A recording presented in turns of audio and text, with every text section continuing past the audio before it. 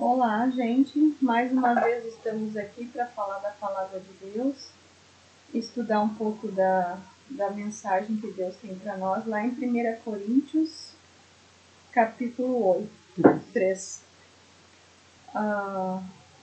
Vamos fazer uma breve oração antes de começarmos o estudo. Pegue a sua Bíblia para que nós possamos estudar juntos e aprender um pouquinho mais da Palavra de Deus. Pode fazer a oração para nós? Santo e eterno Deus, Pai nosso que está nos céus, louvamos e glorificamos o santo nome. E só o Senhor é digno de toda a honra, glória e louvor, porque o Senhor é nosso Deus, nosso Pai, nosso Salvador.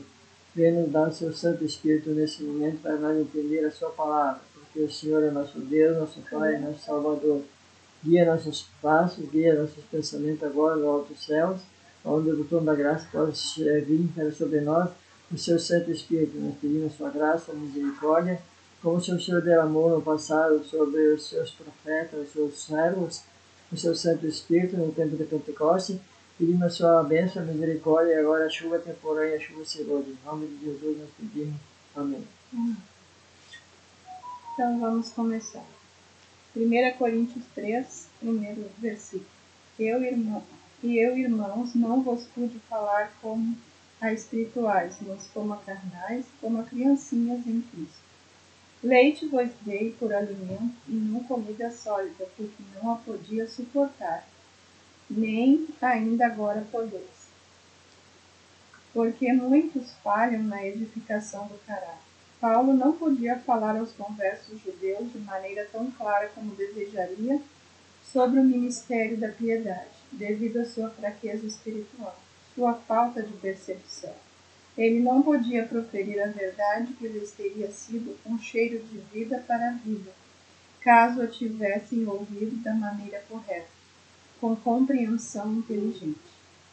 A culpa não estava em seus instrutores, mas com eles próprios. Tinham dificuldade para compreender, vantagens abundantes lhes haviam sido dadas, poderiam ter aumentado sua compreensão de Cristo, de sua obra, de seu poder, para salvar totalmente os que a ele se chegam.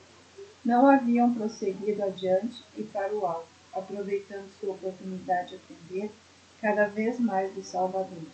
Por não terem recebido com fé as verdades comunicadas a ele, sua memória estava fraca, não podiam conservar na mente a verdade essencial para o êxito da edificação do caráter. O apóstolo chama a atenção deles para sua falha nesse aspecto, que havia se tornado uma enfermidade espiritual. Suas concessões errôneas lhes davam uma visão indistinta do poder de Cristo para tornar seu povo um louvor na terra. Vivendo em baixo nível, aqueles a quem essas palavras se referem não haviam estado se alimentando de Cristo, portanto não eram avançados em conhecimento espiritual. Paulo disse: leite vos dei a beber, as verdades mais claras e simples, adequadas para conversos novos na fé. Não vos dei alimento sólido. O alimento espiritual sólido e nutritivo adequado aos que já haviam avançado no conhecimento das coisas divinas. Eles estavam vivendo em nível baixo, demorando-se nas verdades superficiais, que não requerem meditação nem pesquisa profunda. Portanto, ainda sois carnais, pois havendo entre vós a inveja e contenda, não sois porventura carnais, e não estáis andando segundo os homens? Anões espirituais. Paulo ansiava falar à igreja de Corinto sobre coisas espirituais, mas para sua tristeza encontrou nela grande fraqueza. Os membros da igreja nem podiam suportar ouvir a verdade sobre si mesmos. O crescimento espiritual dessas pessoas era tão pequeno que um claro assim diz o Senhor lhes era uma ofensa. Paulo sabia que, ao lhes dar a verdade, seria classificado como acusador e crítico. Mensagem. Porque, dizendo um, eu sou de Paulo, o outro, eu sou de Apolo, não sois carnais? Pois que é Apolo e que é Paulo, senão ministros pelos quais creste, e isto conforme o que o Senhor concedeu a cada um? Meros instrumentos. João fora chamado para dirigir uma obra de reforma. Em razão disso, seus discípulos corriam risco de fixar nele a atenção, julgando que o êxito da obra dependia de seus labores e perdendo de vista o fato de ser ele mero instrumento por meio do qual Deus havia operado. Eu plantei, Apolo regou, mas Deus deu o crescimento. O Senhor é a nossa eficiência. O Senhor deseja que distingamos entre os meios e o instrumento. O agente humano é apenas um instrumento. É ao Senhor que ele deve sua eficiência. Ele precisa cooperar com o poder divino. De modo que nem o que planta é alguma coisa, nem o que rega, mas Deus que dá o crescimento. Ora, uma só coisa é o que planta e o que rega, e cada um receberá o seu galardão segundo o seu trabalho. Porque nós somos cooperadores de Deus, vós sois lavoura de Deus e edifício de Deus. Não pode haver nas igrejas nenhuma evidência mais forte de que a verdade da Bíblia não santificará os recebedores do que seu apego a algum ministro favorito e sua relutância em aceitar seus beneficiados pelo trabalho de algum outro ensinador que lhe é enviado na providência de Deus. O Senhor envia à sua igreja o auxílio que ela precisa, não o que ela escolhe, pois mortais míopes não podem discernir o que é para o seu maior bem. É raro que um ministro possua todas as qualificações necessárias para aperfeiçoar uma determinada igreja em todos os requisitos do cristianismo. Portanto, Deus envia outros ministros depois dele, um após o outro, cada um possuindo alguma qualificação em que os outros eram deficientes. A igreja deve aceitar com gratidão esses servos de Cristo, como aceitaram o próprio Mestre. Devem procurar extrair todo o benefício possível das instruções que os ministros possam lhes dar a respeito da palavra de Deus. Mas os ministros em si não devem ser idolatrados. Não deve haver religiosos favoritos entre o povo. São as verdades que eles trazem que devem ser aceitas e apreciadas, na mansidão da humildade.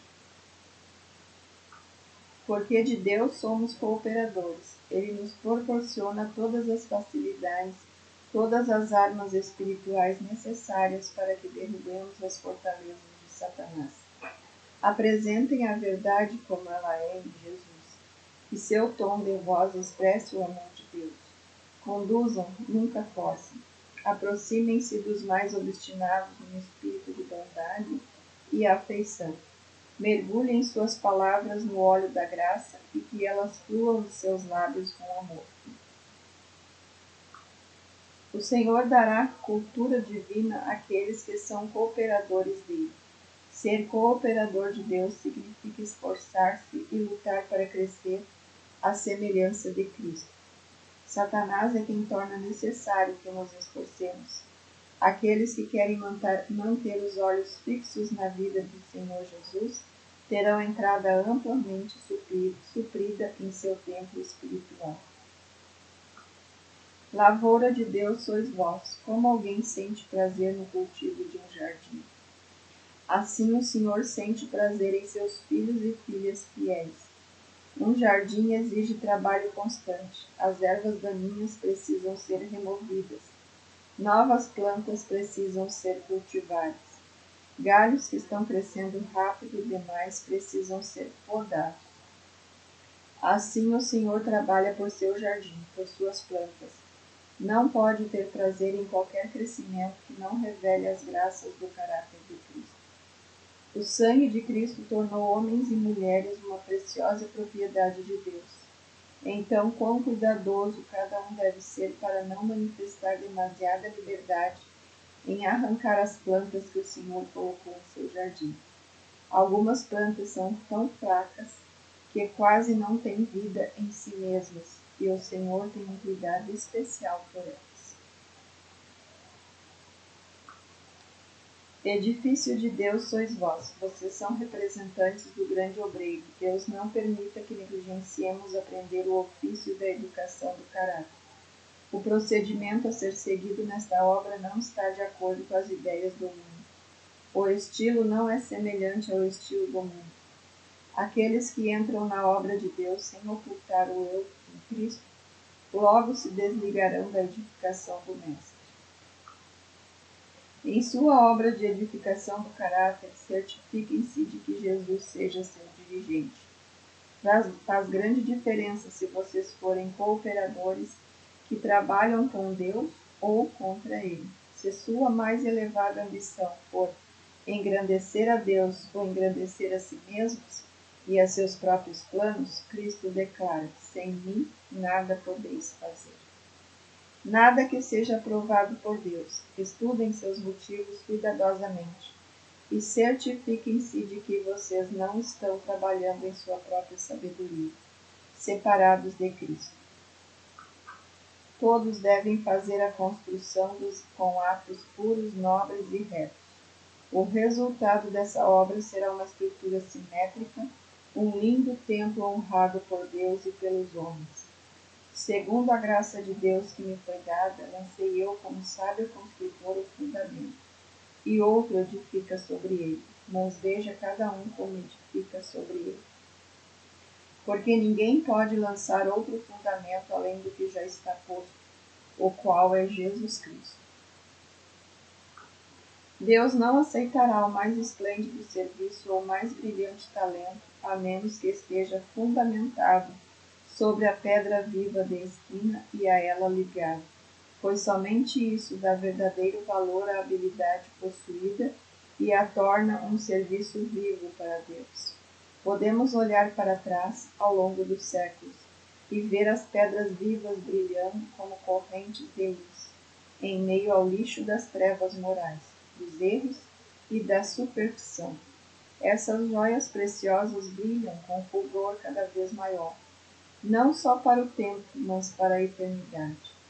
E se alguém sobre este fundamento levanta um edifício de ouro, prata, pedras preciosas, madeira, palha, feno, é obra por Deus a vós indicada, estudar os delicados e intrincados padrões de bordado e os muitos pontos obscuros desta espécie de trabalho, a fim de aprender o que alguém tem feito, ou para mostrar o que sois capazes de fazer. É esta a espécie de trabalho que Deus apreciaria que fizesseis, que tanto absorve o vosso interesse, o tempo e talento que Deus vos deu, de maneira que não tendes prazer ou habilitação nem aptidão para o trabalho missionário? Toda essa classe de trabalho é madeira, feno e palha, que o fogo do último dia consumirá. Os filhos de Deus compreenderão que tinham uma grande obra para fazer, e em qualquer momento poderiam ser chamados a depor sua armadura. E se chegassem ao final da sua vida com seu trabalho inacabado, isso significaria perda eterna. A obra de cada um se manifestará, pois aquele dia demonstrará, porque será revelada no fogo, e o fogo provará qual seja a obra de cada um. O ouro da fé é imperecível. O material que é usado na edificação do caráter faz toda a diferença. Em breve, o dia de Deus, tão longamente esperado, testará a obra de Deus, e qual seja a obra que de cada um o próprio fogo o provará. Como o fogo revela a diferença entre o ouro, prata, pedras preciosas e madeira, feno e palha, assim o dia do juízo testará o caráter, revelando a diferença entre o caráter formado à semelhança de Cristo e o formado à semelhança do coração egoísta. Todo o egoísmo, toda a falsa religião aparecerá então como é. O material sem valor será consumido, mas o ouro da fé verdadeira, simples e humilde, nunca perderá o valor. Nunca pode ser consumido, pois é imperecível. Ver-se-á que uma hora de transgressão foi uma grande perda, e se verificará que o temor do Senhor é o princípio da sabedoria. O prazer da condescendência própria perecerá como a palha, enquanto que o ouro do princípio firme, conservado a todo custo, permanecerá para sempre. No que diz respeito a entrar no assunto do mistério divino da essência de Deus, Cristo sempre conservou uma sábia reserva. Fez isso para fechar a porta às conjecturas humanas e desencorajá-las. Os mais sagrados, santos e eternos mistérios que Deus não revelou quando considerados do ponto de vista humano, apenas especulações, são meras teorias que confundem a mente. Há aqueles que conhecem a verdade, mas não a praticam. Estes anseiam grandemente por alguma coisa nova e estranha para apresentar. Em seu grande zelo para serem originais, alguns introduzirão ideias fantasiosas, que não passam de palha. Agora mesmo, em vez das questões vivas e sublimes para este tempo, há uma preferência por aquilo que é ridículo e fantasioso, e as mentes sensacionalistas estão prontas a captar suposições, conjecturas, teorias humanas e falsa ciência, como se fossem verdade a serem aceitas e ensinadas. Estes fizeram de especulações um teste da salvação. Sem um claro, assim diz o Senhor, desta forma trazem uma quantidade de coisas sem valor, madeira, feno, palha, para despontar sobre a pedra fundamental, como se fossem material precioso. Isso não suportará o teste do fogo, mas será consumido. Mesmo que aqueles que consentiram em crer nessas teorias estejam se enganando a si mesmos e não conhecem a verdade, caso se convertam, sua vida será salva como que através do fogo por meio do arrependimento e da humilhação diante de Deus. Eles têm lidado com coisas comuns em vez de com as sagradas. Muitos captam ideias que não têm importância alguma e as colocam diante do rebanho de Deus como alimento, quando elas são apenas palha que nunca beneficiará ou fortalecerá o rebanho de Deus, mas os manterá em nível baixo, porque eles estão se alimentando daquilo que não contém a mínima virtude ou nutrição. Que tem a palha com o trigo? Quando o juízo se assentar e todos forem julgados pelas coisas escritas nos livros, a autoridade da lei de Deus será vista sob uma luz totalmente diferente daquela em que é agora considerada pelo mundo cristão. Satanás lhe cegou os olhos e lhe confundiu o entendimento, como cegou e confundiu Adão e Eva e os levou à transgressão. A lei de Yahvé é grande como seu autor. No juízo será reconhecida como santa, justa e boa em todos os seus requisitos. Aqueles que transgridem essa lei descobrirão que têm sérias contas a ajustar com Deus, pois suas reivindicações são decisivas. Cristo deseja que todos compreendam os eventos ligados à sua segunda vinda. A cena do juízo ocorrerá na presença de todos os mundos, pois nesse juízo o governo de Deus será vindicado e sua lei aparecerá como santa, justa e boa. Então será decidido todo o caso, e todos receberão sua sentença. O pecado não parecerá mais atrativo, mas será visto em toda a sua horrenda magnitude. Todos verão a relação em que se encontram para com Deus e uns para com os outros. Então os homens terão uma recordação clara e nítida de todas as suas relações nesta vida. Nenhuma palavra ou ato lhe escapará da memória. Aqueles momentos serão angustiosos, embora não devamos lamentar o tempo de angústia que está para vir. Como seguidores de Cristo, esquadrinhemos o coração como com uma vela acesa, a ver nossas verdadeiras motivações. Para nosso bem presente e eterno, avaliemos nossas ações, para ver como estão à luz da lei de Deus, pois essa lei é nossa norma. Que cada pessoa examine o próprio coração.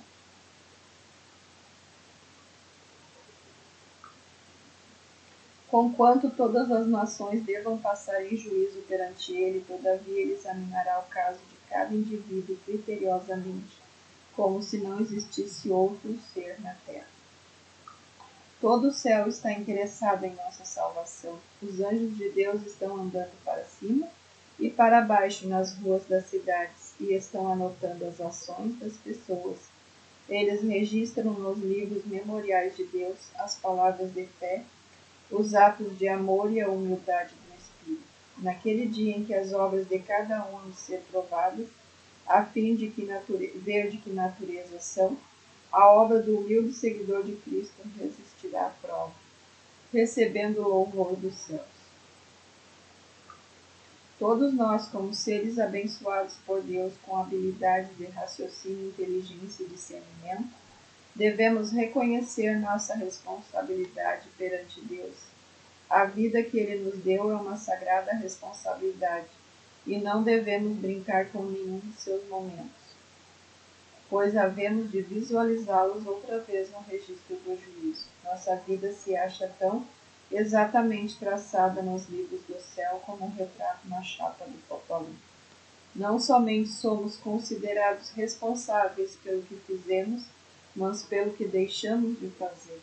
Somos responsabilizados por nosso caráter não desenvolvido e oportunidades não aproveitadas.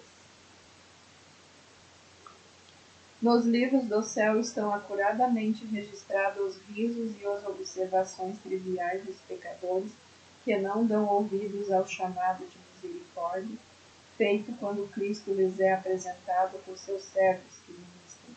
Assim como o artista reproduz no vidro polido um retrato verdadeiro do rosto de alguém, os anjos de Deus colocam diariamente nos livros do céu uma representação exata do caráter de cada ser humano. Todos os que são participantes desta grande salvação efetuada por Jesus Cristo têm a obrigação de trabalhar como colaboradores de Deus. Nas cortes do alto é lida a lista onde se acha registrado todo o nome, e os agentes celestiais respondem à chamada. O serviço prestado por todo ser humano na terra é ali registrado. Se alguém é negligente, isto é registrado. Se é diligente, isto é relatado. Se é ocioso, o fato é anotado diante de seu nome. Em toda a grande massa da humanidade, ninguém é perdido de vista, então que todos estejam prontos para responder à chamada, dizendo: presente, Senhor, pronto para a ação. O mundo tem reclamos sobre vocês. Se deixarem de brilhar como luzes no mundo, alguns se levantarão no juízo e lançarão sobre vocês a culpa do seu sangue. Será visto que vocês, por professarem ser cristãos, foram agentes nas mãos do inimigo de Deus e do homem para desviar e enganar os outros. Vocês não conduziram almas à piedade e à devoção. Tem nome de que vivem, mas estão espiritualmente mortos. Vocês não possuíam a influência vitalizadora do Espírito de Deus, que é abundantemente provida para todos os que em fé a reivindicam. Deus julga todo ser humano de acordo com sua obra. Ele não só julga, mas avalia dia a dia, hora a hora, nosso progresso em fazer o bem.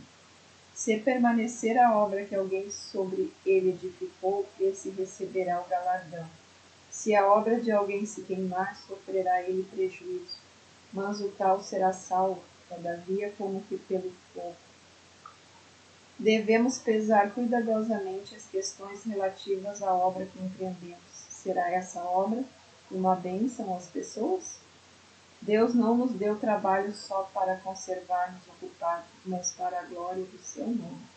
Muitos estão atarefadamente empenhados em juntar madeira, feno e palha. Tudo isso, porém, será consumido, e não deixará nada que prepare almas para aquele grande dia em que toda a obra será provada pelo fogo. Muitos descobrirão que o trabalho que lhes ocupou tempo e atenção pereceu com o uso e que foi com dificuldade que eles próprios foram salvos, como que através do fogo. Esse tipo de resultado não está de acordo com o propósito divino. Por designação de Deus, cada pessoa tem seu posto de dever. Cumpre fazer-se com cuidado a oração, a pergunta: que dever é designado para nós individualmente, como homens e mulheres que devem prestar contas a Deus? E quer nosso trabalho se limite inteiramente a coisas espirituais, quer seja temporal e espiritual ao mesmo tempo, devemos desempenhar fielmente nossa obra, As coisas seculares e as sagradas precisam se combinar, mas as espirituais não devem ser encobertas pelas seculares. Cristo requer o serviço de todo o ser, as faculdades físicas, mentais e morais combinadas. Estas se devem dedicar ao serviço de Deus. Os homens devem se lembrar de que Deus é proprietário de tudo e que suas realizações se acham revestidas de uma santidade que não possuíam antes de se alistarem no exército do Senhor. Cada ação deve ser uma ação consagrada, pois ocupa o talento do tempo confiado por Deus. As palavras santidade ao Senhor acham-se inscritas em todos os atos de tais pessoas, pois todo o seu ser é levado em sujeição a Deus. Ocupação alguma deve ser empreendida mesmo na vida comum, se é corruptora em sua influência sobre os sentidos. Achamo-nos na escola de preparo do Senhor, e Ele tem seus próprios meios pelos quais podemos ser introduzidos em seu serviço, para que seu nome seja glorificado pela obra que realizamos neste mundo. Muitos ficam perturbados por não estarem trabalhando diretamente pelo progresso do reino de Deus, mas nem o trabalho mais humilde deve ser ignorado. Caso seja trabalho honesto, é uma bênção e pode levar às partes mais elevadas da obra. Aqueles que fazem esse trabalho não precisam se acusar de serem inúteis na grande família de Deus. Isso não é necessário, pois o trabalho que fazem precisa ser realizado por alguém. Não sabeis vós que sois santuário de Deus e que o Espírito de Deus habita em vós? Se alguém destruir o santuário de Deus, Deus o destruirá, porque sagrado é o santuário de Deus, que sois vós. Ninguém se engane a si mesmo. Se alguém dentre vós se tem por sábio neste mundo, faça-se louco para se tornar sábio. Porque a sabedoria deste mundo é loucura diante de Deus, pois está escrito: Ele apanha os sábios na sua própria astúcia. E outra vez, o Senhor conhece as cogitações dos sábios que são vãs. Portanto, ninguém se glorie nos homens, porque tudo é vosso. Seja Paulo ou Apolo ou Cefas, seja o mundo ou a vida ou a morte, sejam as coisas presentes ou as vindouras, tudo é vosso, e vós de Cristo, e Cristo de Deus. A verdade deve santificar todo o ser, a mente e os pensamentos, o coração e as energias. As energias vitais não devem ser consumidas nas próprias práticas concupiscentes. Essas precisam ser vencidas ou elas o vencerão. As instituições estabelecidas por Deus são para benefício da humanidade. Tudo isso é por amor de vós. 2 Coríntios 4:15. Meu querido, meus amigos, olha a responsabilidade que nós temos perante Deus e perante toda a humanidade, de nossa consagração, nossa vida. Muitas vezes nós estamos na igreja pensando que estamos tranquilos, mas olha a responsabilidade que nós temos com Deus. Ele cuida de nós cada detalhe, cada momento, cada instante da nossa vida. E que resposta nós demos para Deus quando entrar no juízo? O juízo, Deus vai ter o seu juízo e como nós comparecemos perante Ele? Será que nós estamos tranquilos ou será que nós temos com a consciência pesada? Naquele momento que nós entramos perante Deus no juízo, nós estaremos já sentenciados. Agora, a obra de agora é a preparação para um momento especial, no momento do juízo. Mas que preparação nós vamos fazer? Amar a Deus e sobre todas as coisas, o próximo a ti mesmo, que representa o que é isso? Fazer tudo de acordo com o que nós temos conhecimento das coisas boas, as coisas que Deus nos orientou.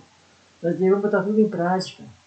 E não odiar as pessoas, mas sim ajudar elas. Estar no lado delas quando necessitam. Que Deus possa abençoar vocês. Que você pode aprender um pouquinho mais a palavra de Deus lá em 1 Coríntios capítulo 3. E essa acrescentação, a Jaqueline vai mostrar, vai dizer onde que você possa baixar esse link para você ter essa orientação mais que nós passamos desse capítulo 3 de 1 Coríntios, mas não só o capítulo 3 de 1 Coríntios, mas toda a Bíblia. Eu tenho uma orientação muito especial. A Jaqueline vai orientar você como você possa baixar esse link. No Play Store, você vai até o Play Store e clica lá, botando na lupinha Bíblia White, W-H-I-T-E, Bíblia White. Você baixa essa Bíblia, que é a que nós fizemos esse estudo, e lá vai ter tanto a palavra de Deus normal de todas as Bíblias, como também os ensinamentos, os pensamentos que completam, como eu li agora, tem vários pensamentos ali da senhora White que nos ensinam a compreender a mensagem que a Bíblia quer nos dizer. Porque essa mensagem, ela é presente. Essa mensagem ela diz respeito somente às coisas da palavra de Deus que foram para o passado, mas também é para nós agora. Nas próximas lives nós vamos explicar quem é essa White, essa pessoa White, porque ela é uma profeta que Deus escolheu para os últimos dias. Muitas vezes as pessoas pensam que é para estar na igreja. Não, essa pessoa Deus escolheu para ser a profeta para o mundo. E eu vou dar um conselho, além de você baixar ela, você abaixa também, nesse contexto aí, o livro Grande Conflito, não condensado, mas original. Daí você vai ter mais orientação sobre a história desse mundo, os acontecimentos, os fatos que estão acontecendo nesse mundo. Por que essa pandemia veio agora? Qual é o objetivo que veio? Deus quer preparar um povo para a volta de Jesus. E é uma maneira que Deus está achando para separar um povo especial que vai esperar Jesus voltando em vida. Então, por isso que nós queremos que vocês possam se preparar. Nós queremos se preparar, vocês possam também se preparar para esse momento muito especial. Que Deus possa estar sempre derramando o seu Santo Espírito sobre as suas vidas, que Ele possa guiar as suas vidas, não só você que está escutando esse vídeo, mas sim toda a família sua possa receber o dom do Espírito Santo para aquele grande dia. Todos nós estamos unidos naquela grande festa que Jesus Cristo quer fazer para nós, a festa da boda do Cordeiro. Que Deus possa abençoar você. Agora eu vou pedir para a Jaqueline encerrar esse vídeo com uma breve oração. Senhor eterno e amado Deus, glorificado, exaltado e engrandecido seja cada dia o seu santo nome. Amém. Agradecemos, ó Pai, pelos cuidados que o Senhor tem a cada dia conosco e pelo Espírito Santo que o Senhor nos dá para nos conduzir. Amém. Abençoa, Senhor, cada família, cada pessoa que escutou esse programação, seja alcançados pela sua graça, pela sua misericórdia, pelo seu poder. Se estão enfermos, que sejam curados. Se estão angustiados, que tenham conforto e consolo do Espírito Santo. Amém. E que o Senhor abençoe a cada um de nós com as suas graças lá do céu e que possamos cada dia mais nos reunir para ouvir a sua mensagem e guardá-la no nosso coração, e isso fará diferença em nossas vidas. Amém. Fica com todos nós, dando-nos a sua paz, sua graça e a sua proteção. É o que pedimos e agradecemos no santo, poderoso e verdadeiro nome de Jesus. Amém. Amém.